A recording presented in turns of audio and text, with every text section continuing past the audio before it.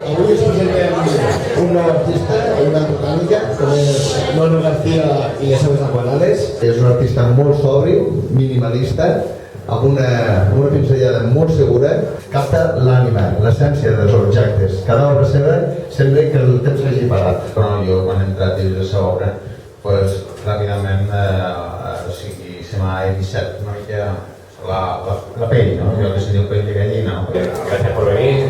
Yo, el 90% de la obra que llevo realizando los últimos años es bodegón, como bien ha dicho, de objetos cotidianos.